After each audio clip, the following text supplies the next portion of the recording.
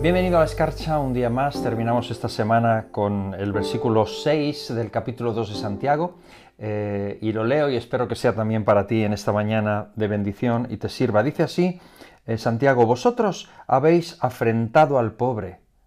¿No os oprimen los ricos y no son ellos los mismos que os arrastran a los tribunales? Es decir, que si hasta aquí y ayer veíamos cómo Dios mira, qué es lo que Dios mira, cómo Dios nos trata, cómo Dios es un Dios que es imparcial, que no hace acepción de personas. En este versículo de hoy, de lo que Santiago habla es de lo que hacen los hombres. Si ayer hablábamos de lo que mira Dios, hoy hablamos de lo que miran los hombres y la conclusión es muy clara. La conclusión es que el hombre no mira como Dios y eso resulta en injusticia, en un trato injusto. La justicia humana no existe, no es buena, no es real. Por eso es que necesitamos un juez justo. Siempre recuerdo a un profesor mío que hablando de la pena de muerte, hablando de las leyes humanas y hablando concretamente de la pena de muerte, y en esa discusión, en ese argumento de si la pena de muerte sí, la pena de muerte no, que la Biblia en el Antiguo Testamento Dios condena con la muerte a personas que cometen cierto tipo de pecados,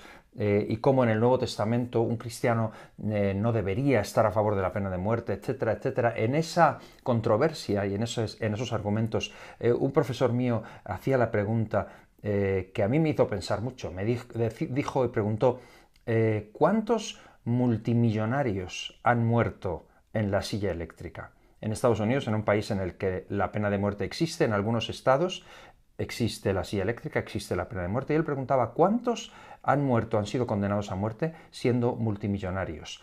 Y quería decir él, y repetía, en una sociedad en la que la justicia se vende y el rico la compra, es imposible creer en un castigo como la pena de muerte, puesto que basados en la justicia humana no podemos creer que verdaderamente haya justicia. Y lo que quería decir era que la única justicia verdadera es la justicia de Dios. Por lo tanto, lo que Santiago dice en este versículo es, vosotros habéis afrentado al pobre, los ricos oprimen a los pobres y los ricos os arrastran a vosotros a los tribunales, os ganan los casos por su dinero, por su clase social. ¿No veis que eso es algo que es absolutamente fuera del plan de Dios y además injusto? Y creo que es un versículo que nos puede tranquilizar mucho en cuanto al hecho de que nuestra reivindicación está en Dios. La justicia humana no existe. Si tu esperanza está puesta en la justicia humana, estás perdido. Pero te invito en esta mañana a que confíes en la justicia de aquel que siempre termina equilibrando absolutamente todo.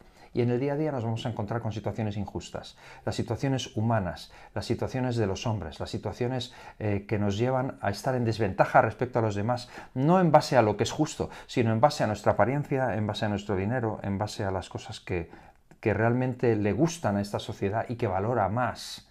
Por lo tanto, pon tu confianza siempre en el Señor y vive de tal manera que muestres a los demás que lo que verdaderamente importa es la justicia de Dios.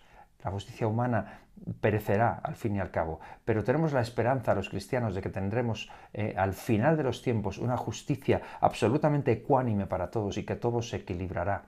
Por eso es que estamos esperando al Rey justo. Y de esta manera te dejo en esta mañana con este pensamiento. Cree y vive esperando en la justicia de Dios. Hay cosas que te parecen injustas, hay cosas que no son como deberían ser.